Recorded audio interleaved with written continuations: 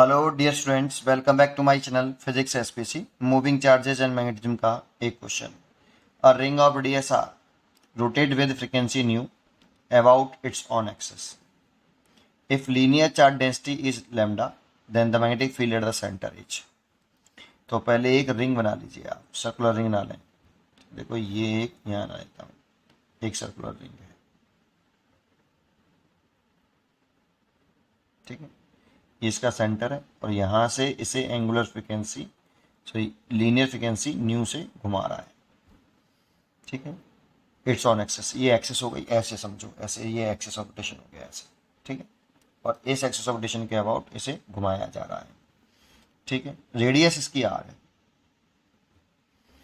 Linear charge density is lambda, तो इसके surface पे चार्ज डिस्ट्रीब्यूट है ऐसे।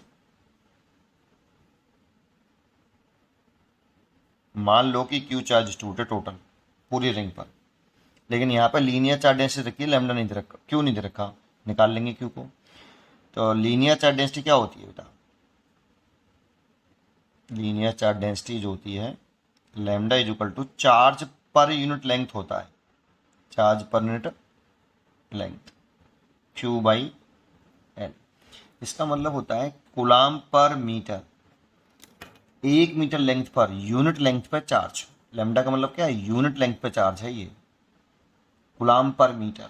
यूनिट लेंथ पे चार्ज को हम लैम्डा बोलते हैं। तो बताओ इसकी लेंथ कितनी है, तो इसलिए टोटल चार्ज कितना होगा रिंग पर?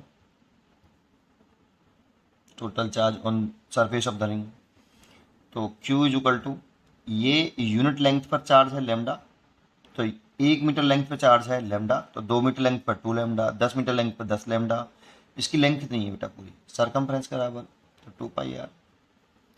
यूनिट लेंथ पे चार्ज लैम्डा, तो 2 पाई आर लेंथ पर लैम्डा इंटू 2 पाई आर, इतना कूलाम चार्ज होगा, ठीक है।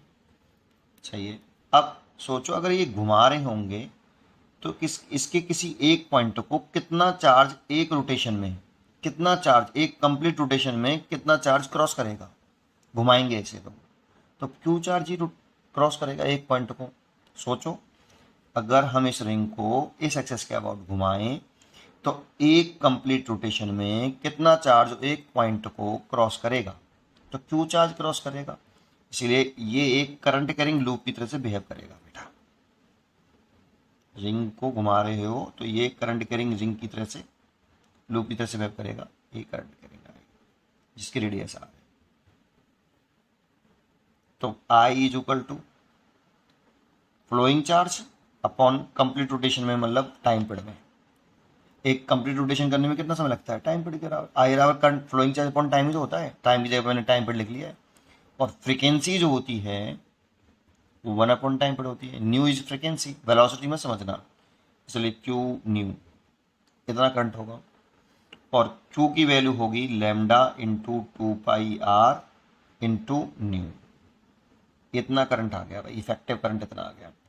अब कोई करंट कैरिंग लूप हो, सेंटर में मैग्नेटिक फील्ड पूछ रहा है, तो B is equal to current carrying loop की सेंटर में मैग्नेटिक फील्ड का फॉर्मूला क्या होता है? Mu naught upon 4 pi 2 pi I/R। कुछ बच्चों को ऐसे याद होता है, बहुत से बच्चे इस को कैंसिल कर देते हैं, तो म्यू नॉट I/2R, ठीक है। ऐसे याद कर लो या ऐसे याद कर लो। तो सेंटर में मैग्नेटिक फील्ड पूछ रहा है, म्यू नॉट ओवर 2R, और I की वैल्यू ये है lambda into 2 pi R into nu. तो देखो 2 से ये 2 कैंसिल, और एक आर से एक आर कैंसिल, तो म्यू 0 बचा, लैम्डा, पाई और न्यू। ये आंसर हो गया। तो इसका आंसर हो गया, फर्स्ट चॉइस हो गई, देखो ये वाला, म्यू 0 पाई लैम्डा और न्यू, फर्स्ट चॉइस हो गई। पढ़ते रहिए और खुश रहिए।